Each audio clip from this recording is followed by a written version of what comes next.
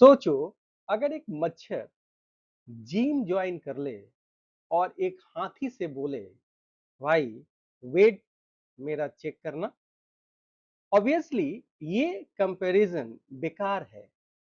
Chemistry में भी atom इतने छोटे होते हैं कि उनका वेट किलोग्राम या ग्राम में नापना इम्पॉसिबल है। अगर किसी एक हाइड्रोजन एटम का वेट बैलेंस पर रखोगे, बैलेंस बोलेगा, भाई कुछ रखा है क्या।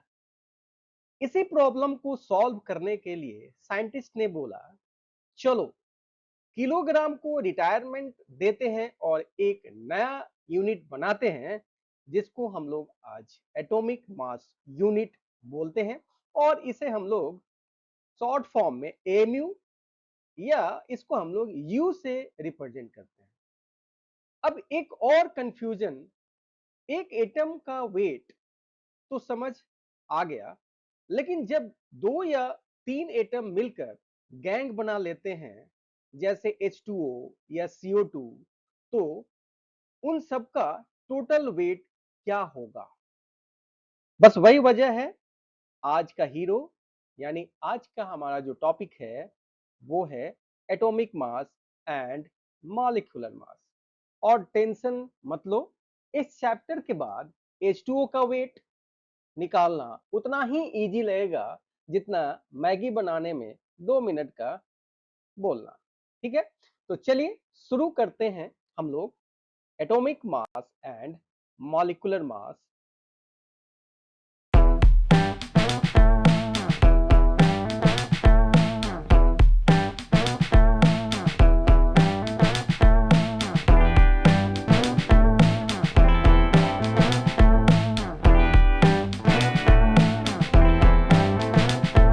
तो सबसे पहले हम ये जानते हैं कि अगर आपसे ये पूछा जाए कि एटॉमिक वेट होता क्या है, तो आप क्या आंसर करोगे।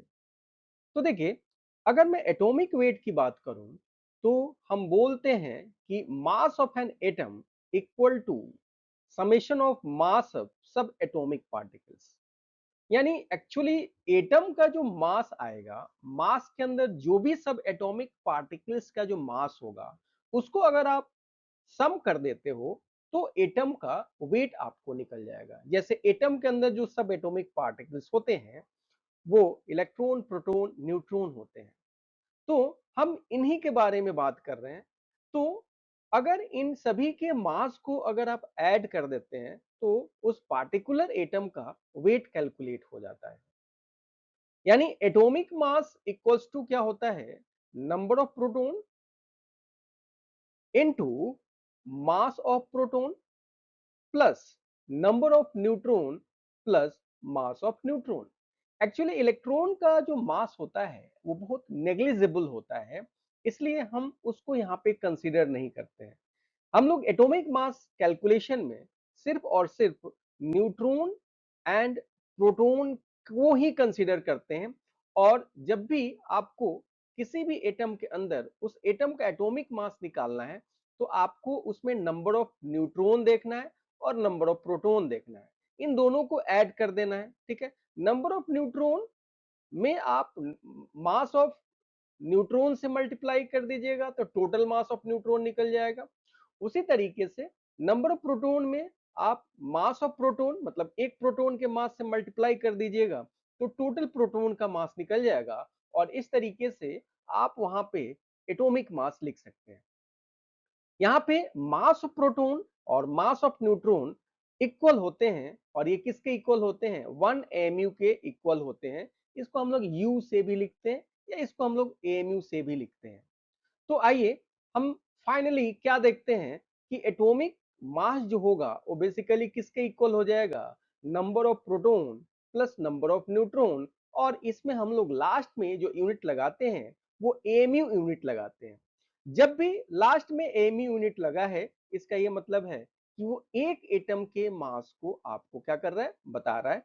तो हम लोग एटॉमिक मास को जनरली एमयू में रिप्रेजेंट करेंगे, जो कि एक एटम के मास को रिप्रेजेंट करता है। तो आइए सबसे पहले हम ये बात कर लेते हैं और ये जान लेते हैं कि एटॉमिक मास यूनिट होता क्या है। देखिए, एटॉमिक मास यूनिट के थ्रू हम लोग किसी एक एटम के मास को रिप्रेजेंट करते हैं, ये ऑलरेडी हमने डिस्कस किया है। और इसको हम लोग एम्यू लिखते हैं या इसको हम लोग यू से रिप्रेजेंट करते हैं। तो आइए हम लोग समझते हैं कि 1 एम्यू होता क्या है। तो देखिए, अगर मैं 1 एम्यू की बात करूं या 1 एयू की बात करूं, तो ये होता है 1/12 of the mass of one atom of the isotope carbon C12। यानी अगर आपको ये डिफाइन करना है तो कार्बन 12 के एक एटम के मास में आप 12 से डिवाइड कर दीजिएगा, तो जो वैल्यू आएगा वही क्या कहलाता है, 1 एम्यू कहलाता है या 1 यू कहलाता है। तो इसको हम लोग डेफिनेशंस में भी ऐसा ही लिखते हैं कि atomic mass unit is 1/12 of the mass of one atom of the isotope carbon C12। यहाँ पे हम लोग कार्बन के C12 को ही कंसीडर करते हैं और C14 को हम यहाँ कंसीडर नहीं करते हैं, ये बात ध्यान रखिएगा। तो एक्चुअली जब इनको आप कैलकुलेट करते हैं तो 1/12 इंटू कार्बन के एक एटम का अगर हम मास निकालते हैं तो इसको हम लोग कैलकुलेट करते हैं 12 डिवाइडेड बाय 6.023 इंटू 10⁻23। ये 6.023 इंटू 10⁻23 को एवोगैड्रोस नंबर बोलते हैं और ये आपको क्लियर होगा जब हम लोग मोल कॉन्सेप्ट को डिस्कस करेंगे। इस हिसाब से अगर आप देखिएगा, इसको कैलकुलेट करिएगा, तो यहाँ पे वैल्यू आएगा 1/6.023 इंटू 10⁻23 और इसका जो वैल्यू आता है वो आता है 1.66 इंटू 10⁻24 ग्राम, या इसका वैल्यू आता है 1.66 इंटू 10⁻27 केजी। देख लीजिए यहाँ ग्राम को केजी में बदला है। तो हम लोग डायमेंशनल एनालिसिस के लेक्चर्स में ये सारे चीज को डिस्कस किया था कि आप ग्राम को केजी में कैसे बदलोगे या केजी को ग्राम में कैसे बदलोगे। तो ये ध्यान रखिएगा, यूनिट कन्वर्जेंस आपको आना चाहिए। तो फाइनली आपको यहाँ से क्या पता चल गया कि 1 एम्यू जो होता है वो या तो 1/6.023 इंटू 10⁻23 लिखिए या 1.66 इंटू 10⁻24 ग्राम लिखिए या 1.66 इंटू 10⁻27 केजी के इक्वल होता है। तो ये आपको याद रखना है और ये इसलिए याद रखना है कि आगे चल के कैलकुलेशन में आपको इसका यूज करना है। आइए अब हम जो एटॉमिक मास यूनिट है इसको हम लोग एक डायग्राम से समझते हैं। ठीक है, देखिए ये हमारे पास एक सर्कल है और इस सर्कल को हम 1 एटम ऑफ C12 मान रहे हैं। यानी इसका जो मास है वो एक कार्बन एटम के इक्वल है क्योंकि ये 1 कार्बन एटम है। ठीक है जी, ये पूरा सर्कल जो है C12 है और इसके ये एक एटम है और ये इसके एक एटम को रिप्रेजेंट कर रहा है। अब मैं इस सर्कल को 12 इक्वल पार्ट्स में डिवाइड कर देता हूं। तो जब मैं इस सर्कल को 12 इक्वल पार्ट्स में डिवाइड कर देता हूं तो इसमें से कोई एक पार्ट को हम लोग क्या बोलेंगे, हम लोग उसको बोलेंगे 1/12 पार्ट और इसी 1/12 पार्ट को हम लोग क्या बोलते हैं, 1 एम्यू बोलते हैं। तो आप देख सकते हैं कि 1 एम्यू जो वैल्यू है, जो कितना छोटा वैल्यू है, बहुत स्मॉल वैल्यू है क्योंकि ये एक एटम का मास जो है कार्बन एटम का वही बहुत छोटा है और उसका आपने 12 पार्ट किया है, वो वैल्यू कितना छोटा है तो आप यहां से समझ सकते हैं। इसी को हम लोग एम्यू बोलते हैं यानी एटॉमिक मास यूनिट बोलते हैं। इसको हम लोग यू से भी रिप्रेजेंट करते हैं। तो अगर आप यहां देखें तो आप एटॉमिक मास को क्या क्या लिख सकते हैं।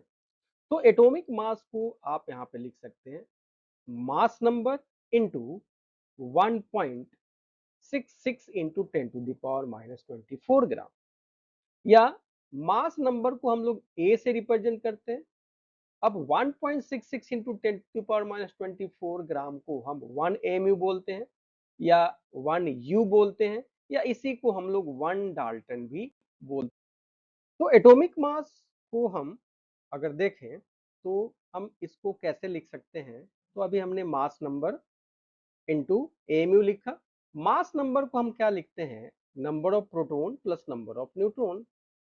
एक्चुअली नंबर ऑफ प्रोटॉन और इसमें हम लोग इसमें मास ऑफ प्रोटॉन से मल्टीप्लाई करते हैं, उसी तरीके से नंबर ऑफ न्यूट्रॉन और इसके साथ हम लोग मास ऑफ न्यूट्रॉन के साथ मल्टीप्लाई करते हैं। लेकिन mass of neutron and mass of proton को हमने 1 एमयू माना था, इसलिए यहाँ पे हम एटॉमिक मास को जो लिखेंगे, इसी को हम लोग मास नंबर भी बोलते हैं और इसको हम लोग लिखेंगे Np प्लस Na। ठीक है, और उसमें हम एमयू लगा देते हैं तो ये हमारा एटॉमिक मास होता है। यानी एटॉमिक मास को आप लिख सकते हैं मास नंबर इनटू एमयू।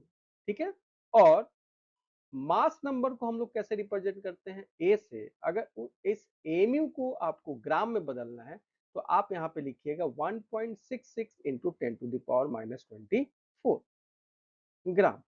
तो ये बात ध्यान रखिए कि एटॉमिक मास को हम एमयू में भी रिप्रेजेंट करेंगे और ग्राम में भी रिप्रेजेंट करेंगे। लेकिन जब हम ग्राम में रिप्रेजेंट करेंगे तो एमयू के जगह पे 1.66 into 10 to the power minus 24 gram लिखेंगे।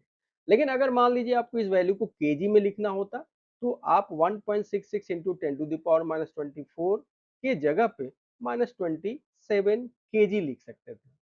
तो आप इस तरीके से एटॉमिक मास को लिखते हैं। एटॉमिक मास को हम लोग 3 हेड्स में डिस्कस करेंगे। यानी एटॉमिक मास को हम लोग 3 तरीके से डिस्कस करेंगे।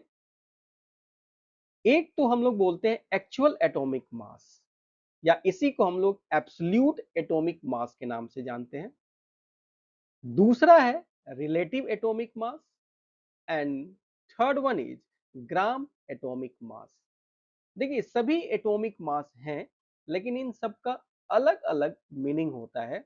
जैसे अगर सिंपल एटॉमिक मास हमने पढ़ा तो उस एटॉमिक मास से हमें ये पता चला कि किसी भी एक एटम के मास को हम लोग एटॉमिक मास बोलते हैं और उसको हमने एमयू में रिप्रेजेंट किया। उसी तरीके से एक्चुअल एटॉमिक मास क्या होता है या एब्सोल्यूट एटॉमिक मास क्या होता है, इसको हम लोग डिस्कस करेंगे। रिलेटिव एटॉमिक मास क्या होता है इसको हम डिस्कस करेंगे और ग्राम एटॉमिक मास क्या होता है इसको हम लोग डिस्कस करेंगे। तो चलिए तैयार हो जाइए, अब हम लोग एटॉमिक मास के जो 3 हेड्स हैं उन सबको वन बाय वन करके डिस्कस करते हैं। तो सबसे पहले हम देखते हैं एक्चुअल एटॉमिक मास और एब्सोल्यूट एटॉमिक मास, इसको हम लोग एएम से लिखते हैं। तो देखिए अगर आपको इसको डिफाइन करना है तो आप बोल सकते हैं the mass of single atom is called its actual atomic mass and is usually expressed in gram और किलोग्राम। देखिए एटॉमिक मास को हम एमयू में भी रिप्रेजेंट करते हैं, ग्राम में भी रिप्रेजेंट करते हैं। लेकिन जब आप एटॉमिक मास को बेसिकली एटॉमिक मास हम लोग किसके लिए यूज करते हैं? सिंगल एटम के मास के लिए। तो जब भी आप एटॉमिक मास यूज करते हैं तो सिंगल एटम के मास को जब हम ग्राम में रिप्रेजेंट करते हैं या हम उसको किलोग्राम में रिप्रेजेंट करते हैं तो इस एटॉमिक मास को हम लोग बोलते हैं एक्चुअल एटॉमिक मास। यानी actual atomic mass equals to a किसको बोल रहे थे हम लोग? मास नंबर को into 1.66 into 10 to the power minus 24 gram. और इसी को अगर आप केजी में लिखना चाहते हैं तो a into 1.66 into 10 to the power minus 27 KG. तो ये बात याद रखिए कि अगर पार्टिकुलरली आपको एक्चुअल एटॉमिक मास या एब्सोल्यूट एटॉमिक मास की बात की जा रही है तो वहां पे आप एटॉमिक मास को एमयू में ना लिख के आपको ग्राम में या केजी में लिखना होगा। आइए अब हम लोग एटॉमिक मास के जो नेक्स्ट टाइप है उसको हम लोग डिस्कस करने जा रहे हैं और वो है रिलेटिव एटॉमिक मास। इसको हम लोग RAM राम से रिप्रेजेंट करते हैं। तो रिलेटिव एटॉमिक मास क्या है? देखिए रिलेटिव टर्म्स है, यानी आप किसी से रिलेट करके कंपेयर करके आप ये बात कर रहे हैं। तो इसको आप कैसे डिफाइन करेंगे? तो relative atomic mass of an element is the average mass of its atom compare with 1/12 of mass of one carbon 12 atom.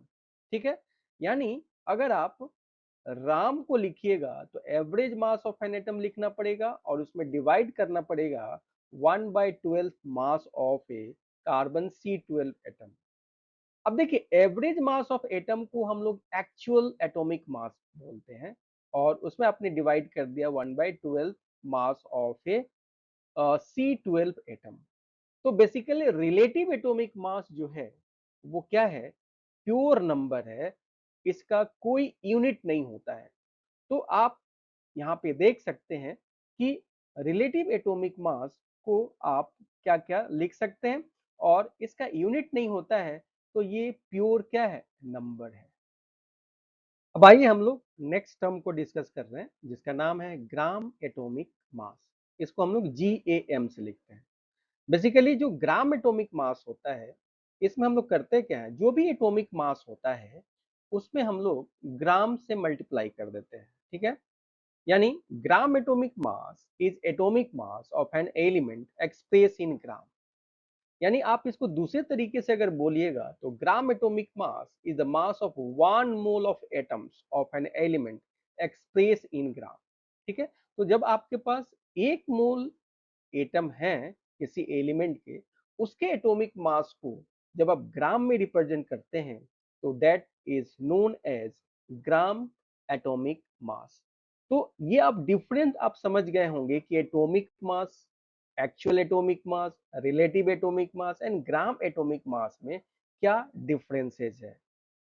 यानी अगर आप ग्राम एटॉमिक मास को लिखना चाहते हैं तो कैसे लिखिएगा, तो ग्राम एटॉमिक मास को हम लोग मोलर मास के नाम से भी जानते हैं। मोलर मास मींस 1 मोल एटम का मास जो होता है उसको हम लोग मोलर मास के नाम से जानते हैं। कैसे इसको लिखेंगे, gram atomic mass equals to atomic mass into gram, उसमें आपको ग्राम से मल्टीप्लाई कर देना होगा। तो जब किसी भी एलिमेंट के एटॉमिक मास को आप लिखते हैं और उसमें ग्राम लिख देते हैं तो वो उसका ग्राम एटॉमिक मास हो जाता है। या अगर आप मोलर मास की बात करें, हम लोग ग्राम एटॉमिक मास को मोलर मास भी बोलते हैं, तो मोलर मास का मतलब हुआ कि mass of single atom into 1 मोल में जितने पार्टिकल्स होते हैं उससे आप मल्टीप्लाई कर दीजिए। तो 1 मोल में 6.023 इंटू 10⁻23 एटम्स होते हैं। तो मोलर मास या ग्राम एटॉमिक मास अगर लिखना है तो मास ऑफ सिंगल एटम लिखिए इंटू 6.023 इंटू 10⁻23 एटम लिखिए। तो उस पार्टिकुलर एलिमेंट का आप क्या लिख सकते हैं, ग्राम एटॉमिक मास, यानी 1 मोल एटम्स के मास को आप लिख सकते हैं। तो आइए अब हम यहाँ पे देखते हैं कि कैसे किसी भी एलिमेंट्स को आप उसके रिलेटिव एटॉमिक मास, उसके ग्राम एटॉमिक मास और उसके एक्चुअल एटॉमिक मास को लिख सकते हैं।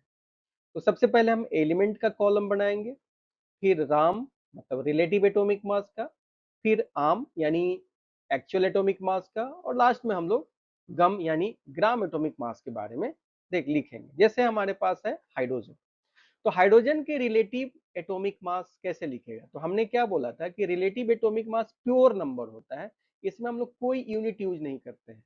तो सिर्फ इसके एटॉमिक मास को लिख देंगे यहाँ पे 1।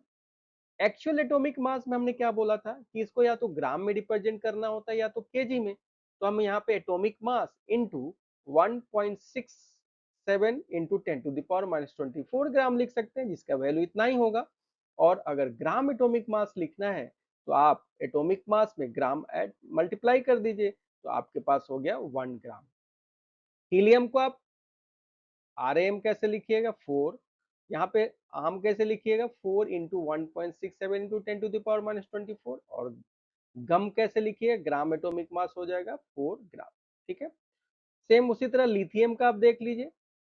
तो आप इस तरीके से किसी भी एलिमेंट के जो एटॉमिक मास है उसको RAM एक्चुअल एटॉमिक मास और किस में बदल सकते हैं, ग्राम एटॉमिक मास में आप उसको लिख सकते हैं। ठीक है, तो ये एक तरीका है जिसमें आप एटॉमिक मास को अलग अलग टर्म्स में लिखते हैं, राम में लिखते हैं, आम में लिखते हैं और गम में हम लोग लिखते हैं। अब देखिए, अगर आपसे ये बोला जाएगा find the molar mass of nitrogen, तो देखिए नाइट्रोजन का सिंबल है 7 एटॉमिक नंबर होता है और मास नंबर या इसका 14 होता है। तो जब भी आपको मोलर मास लिखना है तो एटॉमिक मास इनटू 1 ग्राम यानी ग्राम से मल्टीप्लाई करना है। एटॉमिक मास 14 होता है, इसमें ग्राम से मल्टीप्लाई कर दीजिए तो ये आपका हो जाएगा 14 ग्राम। तो आप किसी भी एलिमेंट्स का मोलर मास लिखने के लिए उसके एटॉमिक मास में ग्राम से मल्टीप्लाई कर दीजिएगा तो वो उसका क्या हो जाएगा, मोलर मास हो जाएगा। मोलर मास को हम लोग ग्राम एटॉमिक मास भी बोलते हैं और मोलर मास का मतलब होता है mass of one mole atom of an element. और वन मोल में जो एटम्स होते हैं वो होते हैं 6.023 into 10 to the power 23 atoms, या इसी नंबर को हम लोग एवोगैड्रोस नंबर के नाम से जानते हैं। इसको हम डिटेल्स में डिस्कस करेंगे जब हम लोग मोल कॉन्सेप्ट टॉपिक को डिस्कस करेंगे।